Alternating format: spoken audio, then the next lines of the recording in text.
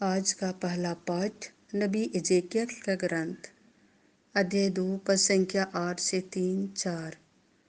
उसने मुझे यह पुस्तक खिलाई और उसका स्वाद मधु जैसा मीठा था।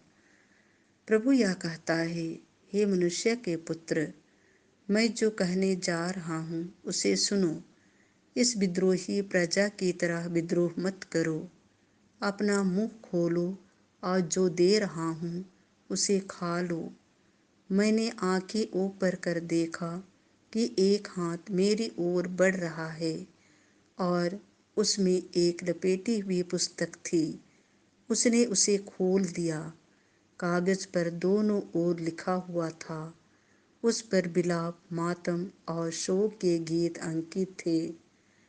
उसने मुझसे कहा, मनुष्य के पुत्र, जो अपने सामने है उसे खा लो। यह पुस्तक खा जाओ और तब इस्राएल की प्रजा को संबोधित करो। मैंने अपना मुंह खोला और उसने मुझे यह पुस्तक खिलाई। उसने मुझसे कहा, मनुष्य के पुत्र, मैं जो पुस्तक दे रहा हूँ उसे खाओ और उससे अपना पेट भर लो। मैंने उसे खा लिया। मेरे मुंह में उसका स्वाद मधु जैसा मीठा था। उसने मुझसे कहा, मनुष्य के पुत्र, इस्राएल की प्रजा के पास जाकर उसे मेरे शब्द सुनाओ। संत मत्ती के अनुसार पवित्र सुसमाचार अध्याय 18 पद संख्या 1 से 5, 10, 12 से 14। सावधान रहो, उन नन्हों में से एक को भी तुच्छ ना समझो। उस समय शिष्य यीशु के पास आकर पूछने लगे, स्वर्ग के राज्य में सबसे बड़ा कौन है?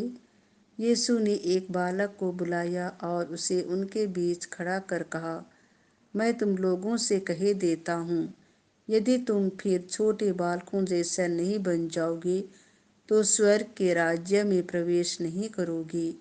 इसीलिए जो अपने को इस बालक जैसा छोटा समझता है वही स्वर्ग के राज्य में सबसे बड़ा है।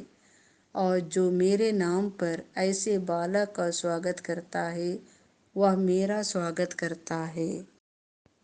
सावधान रहो, उन नन्हों में से एक को भी तुच्छ ना समझो।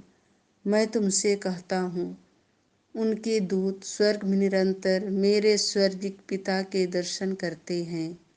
तुम्हारा क्या विचार है?